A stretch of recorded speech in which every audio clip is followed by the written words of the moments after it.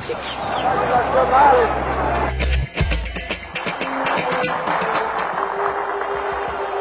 O trabalhador brasileiro.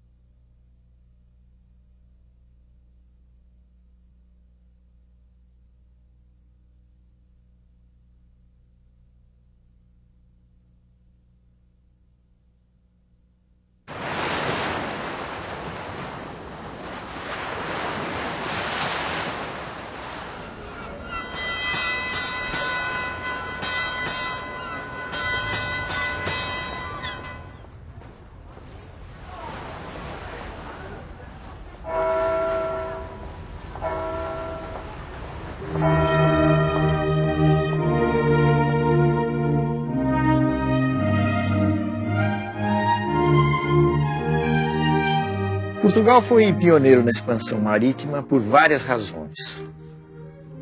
Uma, de ordem interna, foi o fato de que muito cedo Portugal se transformou numa monarquia centralizada. E a coroa portuguesa teve recursos suficientes para empreender uma grande aventura em busca de novas terras.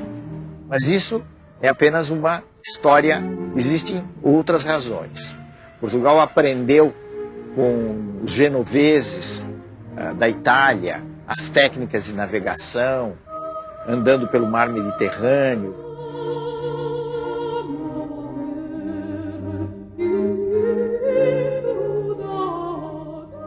A outra coisa é a posição de Portugal, que fica ali no Atlântico, numa espécie de ponta, vamos dizer assim, não em linguagem de geógrafo, mas em linguagem comum. É uma ponta da Europa, e isso facilitava que os portugueses se lançassem pelo Atlântico afora em busca de novas terras.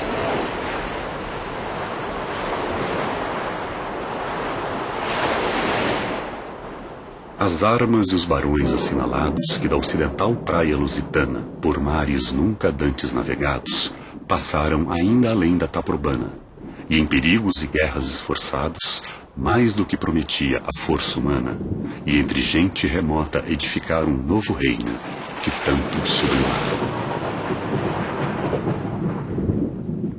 O que é que os portugueses, afinal de contas, foram buscar saindo da sua terra? Certamente eles foram buscar, em primeiro lugar, benefícios materiais. Eram duas coisas as grandes atrações do tempo. Eram o ouro e as especiarias. As especiarias eram produtos como a pimenta, a noz moscada, cravo, canela, que serviam principalmente para disfarçar o mau gosto dos alimentos. Por que esse mau gosto? Porque nessa época não havia refrigeração, então era muito comum que os alimentos se estragassem. Ao mesmo tempo havia um espírito de aventura. A aventura não explica tudo, mas a aventura tem um peso. O desejo de conhecer novos mundos, novas terras. Havia toda uma fantasia do que era o novo mundo. Isso era uma coisa que povoava o imaginário dos europeus desde a Idade Média. As lendas dos animais, das sereias que habitavam as novas terras.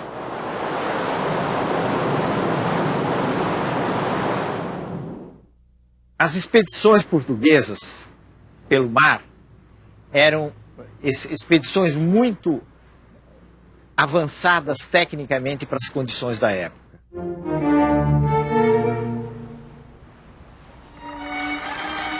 Os portugueses inventaram um navio leve extremamente eficiente, que era a caravela. Foi com a caravela, numa grande expedição, que o famoso Pedro Álvares Cabral acabou avistando a terra brasílica nas costas da Bahia.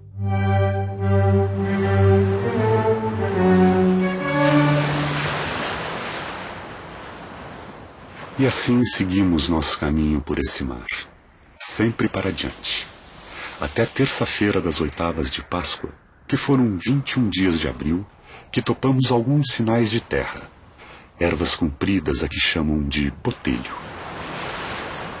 E a quarta-feira seguinte pela manhã, topamos aves, e à tarde ouvemos vista de terra. Um grande monte, muito alto e redondo, com outras serras mais baixas a sul dele e de terra chã, com grandes arvoredos, ao qual Monte Alto o capitão pôs o nome, o Monte Pascoal. E a terra de Vera Cruz. Então, essa chegada, podemos dar certo que foi uma coisa impressionante.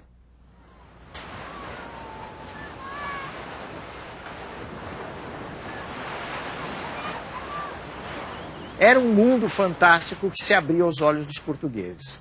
E tem um reverso ainda mais complicado dessa história. É saber como é que os indígenas, que afinal de contas eram os habitantes, os donos da terra, viram aquelas figuras que vinham de longe, vestidas de uma maneira estranhíssima. Para que toda aquela roupa, né, num clima tropical? Naturalmente, o clero estava interessado imediatamente na catequese, em levantar a cruz. Outros devem ter ficado maravilhados com a figura das Índias.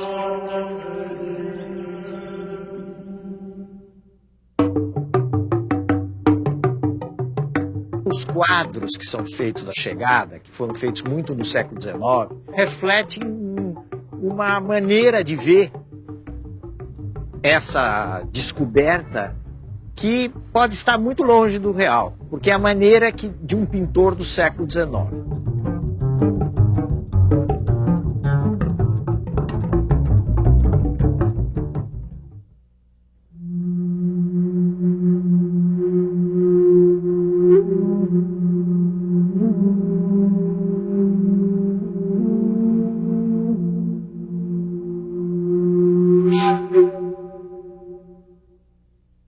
Hoje em dia, a gente evita falar na palavra descobrimento do Brasil. Há quem até, para encontrar uma saída, use uma palavra meio esquisita, o achamento do Brasil. Mas o Brasil não foi nem descoberto nem achado. Se nós tomarmos essa expressão para dizer, bom, isso era uma terra inteiramente vazia que os portugueses chegaram.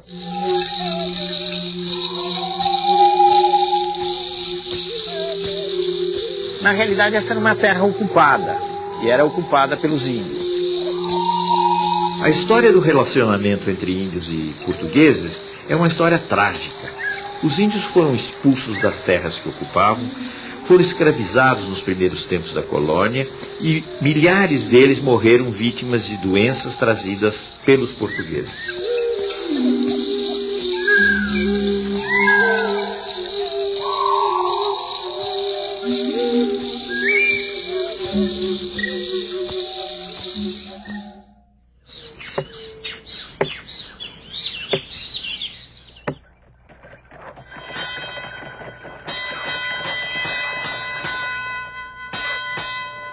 Esse Brasil dos primeiros tempos, dos anos 1500, 1600, pode ser definido, melhor do que qualquer outra coisa, por uma frase de um cronista importante do Brasil, que foi Frei Vicente de Salvador. Frei Vicente de Salvador dizia que os portugueses, a princípio, se arrastavam pela praia como caranguejos. O que quer dizer isso? Que eles conseguiam ficar apenas na praia, quer dizer, ficavam apenas no litoral. E muito concentrados no litoral do Nordeste. Eles estavam muito preocupados e muito interessados no comércio com a Índia. E eles pensaram no Brasil como uma espécie de ponto de parada na rota para as Índias. A primeira forma de governo do Brasil colônia foi o sistema de capitanias hereditárias. As capitanias, em geral, fracassaram, com exceção de São Vicente e Pernambuco. Diante do fracasso, então, Portugal estabeleceu um sistema centralizado de governo, que foi o governo geral.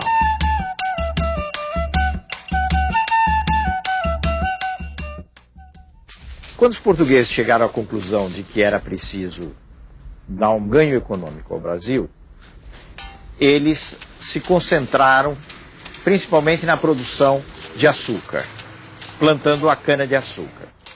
Eles tinham uma grande vantagem na plantação da cana-de-açúcar, no refinamento do açúcar, porque eles já tinham uma experiência na costa da África.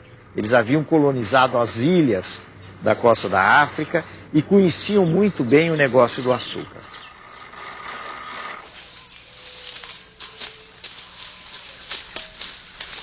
Só que para tocar uma grande fazenda de cana, eles necessitavam de braços. E não havia, na realidade, atração por parte do povo português para atender às necessidades de um trabalho dessa natureza, que seria inevitavelmente um trabalho quase escravo. Então era preciso, de alguma maneira, encontrar uma saída para o problema da mão de obra.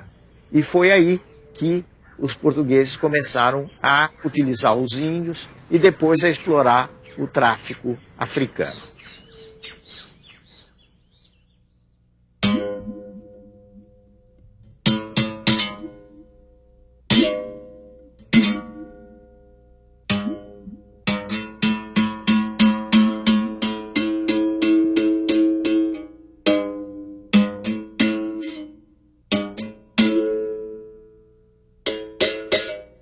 Os escravos vieram em condições muito penosas para o Brasil. Morria muita gente na travessia da costa da África para o Brasil.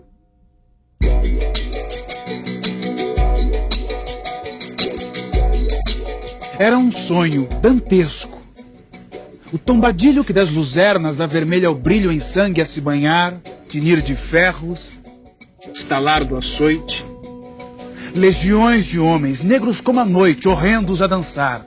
Negras mulheres suspendendo as tetas, magras crianças cujas bocas pretas rega o sangue das mães. Outras, moças, espantadas, no turbilhão de espectros arrastadas, em ânsia e mágoa. Vãs, Senhor Deus dos desgraçados, dizei-me vós, Senhor Deus, se é loucura, se é verdade, tanto horror perante os céus.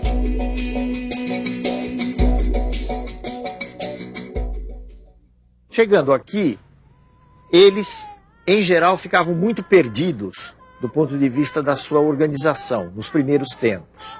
Porque eles vinham de várias regiões da África, eles muitas vezes não se conheciam, e isso era incentivado pelos senhores que não queriam que os escravos tivessem algum grau de organização.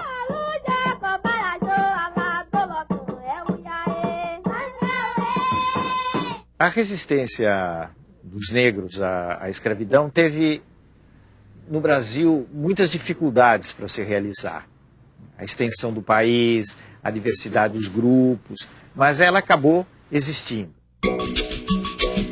Só que nunca houve nada no Brasil, não só no Brasil como em outras colônias, que fosse semelhante a uma grande insurreição, como aconteceu no Haiti em fins do século XVIII.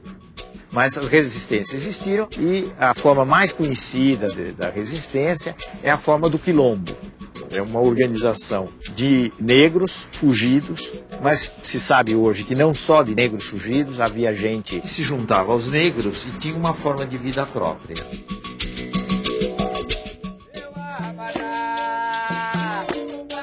A gente deve lembrar uma coisa, que o escravo era importante não apenas como mão de obra para as fazendas, que o negócio comercial de traficar com escravos era extremamente importante.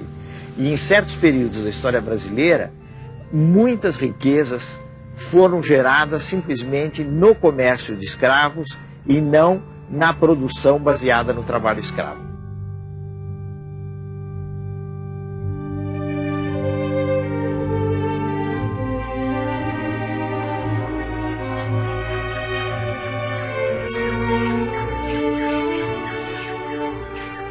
A presença mais importante no Brasil colonial, além dos portugueses, naturalmente, foi a presença dos holandeses.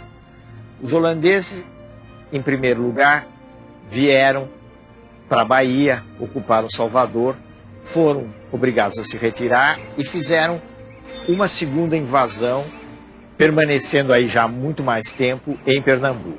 O que é que os holandeses vieram buscar no Brasil? Vieram realmente tentar uma colonização, ganhar postos no Brasil e, ao mesmo tempo, vieram fazer uma coisa muito importante, que tem a ver com a costa da África. Vieram controlar ou tentar controlar o comércio de escravos, tanto assim que ao mesmo tempo em que eles ocuparam o posto no Nordeste, ocuparam Pernambuco, eles avançaram sobre a costa ocidental da África. Os holandeses foram guerreados, naturalmente, por Portugal, mas também pelos colonos que aqui estavam, pelos índios, pelos negros e até quem diga, com algum exagero, que o sentimento de brasilidade começou na luta contra os holandeses no Brasil. Eles acabaram sendo militarmente derrotados, foram expulsos e se retiraram.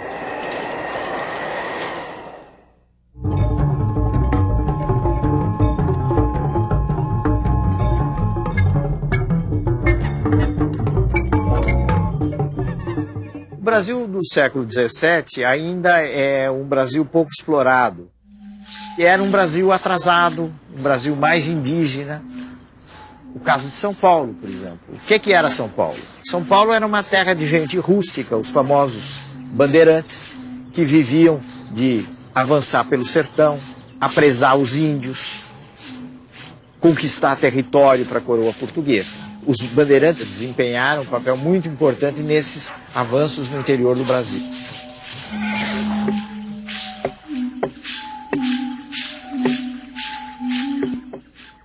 Do ponto de vista da formação desse povo brasileiro, entrou uma grande miscigenação, quer dizer, falando menos difícil, um grande cruzamento de raças.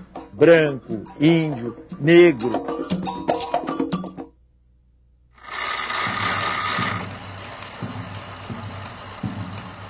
Em meados do século XVIII, mais ou menos, finalmente os portugueses quebraram uma frustração muito grande que eles tinham com os espanhóis.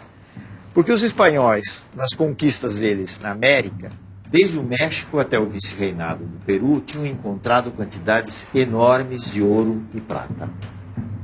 E os portugueses andavam em busca dos metais preciosos e realmente não encontravam. Até que, por obra da ação dos bandeirantes, essas entradas pelo interior, as minas de ouro foram descobertas na região que, por causa disso, veio a se chamar de Minas Gerais.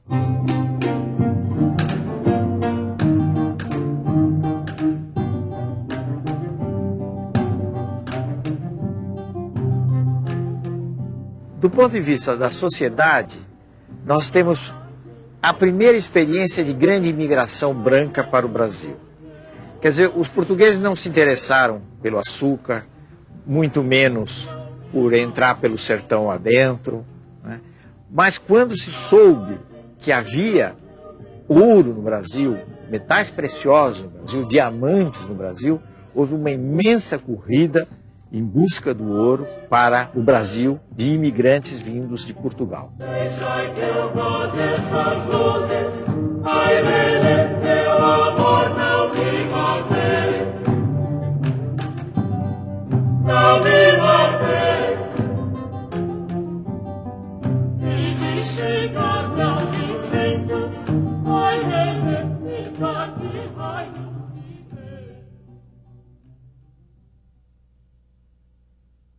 Nos últimos anos do século XVIII começaram a surgir uma série de movimentos contra a dominação portuguesa.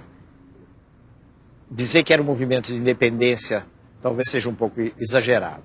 Desses movimentos, apesar de haver outros muito mais populares do que a Inconfidência Mineira, a Inconfidência foi a mais importante, foi a que teve a maior repercussão.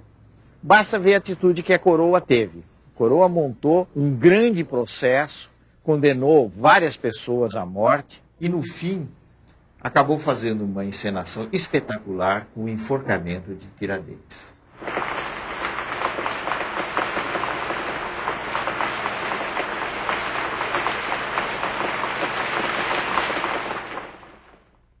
No final do século XVIII, nos últimos anos do século XVIII, o Brasil já tinha mudado bastante.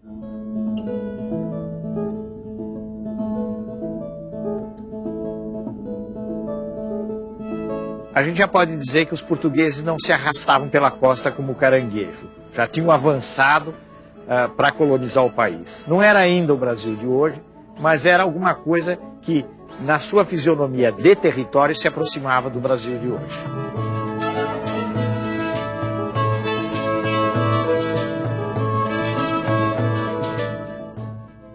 O sistema colonial, que sempre teve furos, no caso de um país pequeno como Portugal, aí ele começou a fazer água no começo do século XIX. Né? Ele começou realmente a afundar. Esse sistema começou a ser quebrado na medida em que a Inglaterra foi cada vez mais se tornando uma potência dominante no mundo.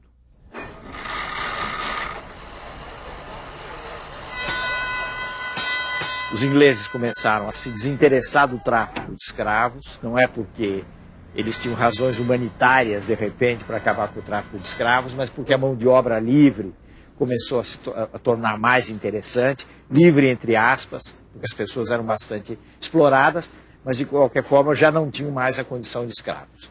Então, nesse sentido, o sistema colonial que trazia embutido com ele o controle, o monopólio de um comércio de escravos, também começou a fazer água, começou a quebrar.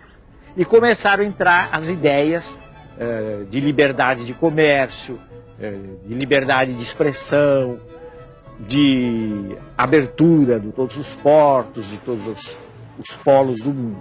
Tudo isso veio junto com o movimento de, pelo menos, autonomia das antigas colônias.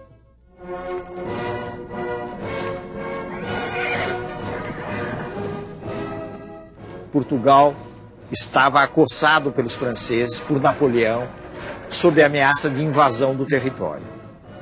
Então, Dom João vem para o Brasil com a corte portuguesa no começo do século XIX. Essa vinda da família real mudou muito o quadro do Brasil. Há quem diga de uma forma muito sucinta, muito resumida, eu acho que uma frase muito feliz, que a metrópole virou colônia e a colônia virou metrópole.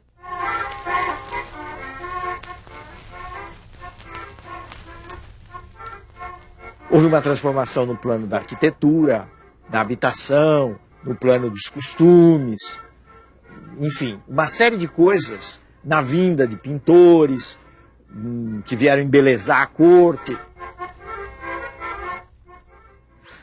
No plano das relações internacionais, um dos fatos mais importantes da vinda de Dom João VI é o reconhecimento, com todas as letras, da liberalização do comércio internacional.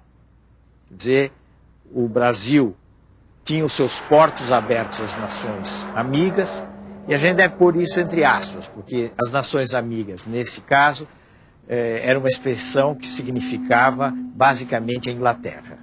Quer dizer, a partir daí a Inglaterra pôde ter um acesso direto aos portos brasileiros, ao comércio com o Brasil, coisa que já existia, mas de uma forma indireta.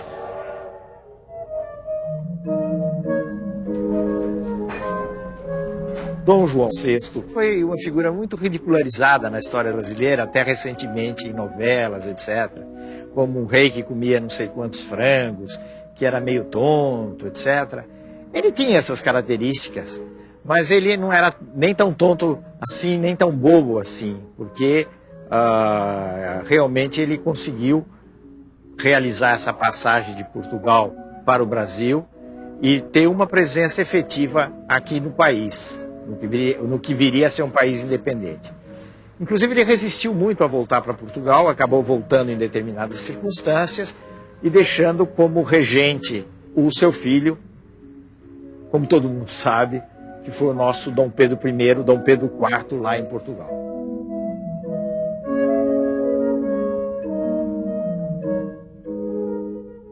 Esse fato da presença de Dom Pedro e também as pressões das elites do Rio de Janeiro, sobretudo, acabaram levando a uma situação de progressivo atrito com as cortes portuguesas, situação que acabou concluindo com o famoso ato que é muito discutido, muito comentado, foi objeto de quadros históricos, que foi a independência do Brasil, aqui em São Paulo, na colina do Ipiranga.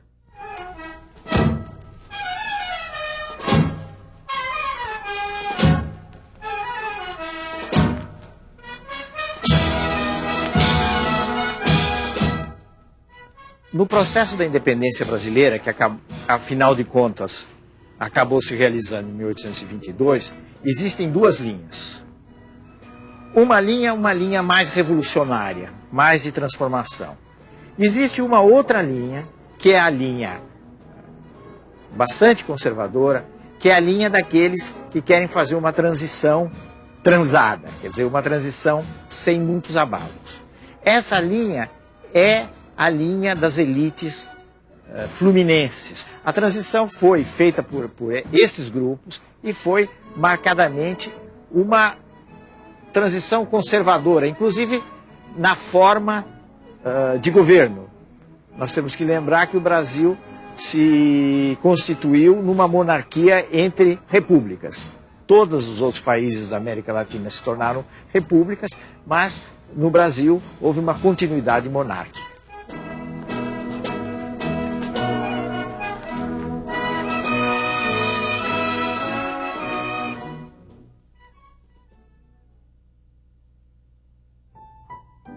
No próximo programa, o Império Brasileiro torna-se definitivo. O longo reinado de Dom Pedro II, o sucesso do café, o começo da indústria e, ainda assim, a demora em pôr fim à escravidão.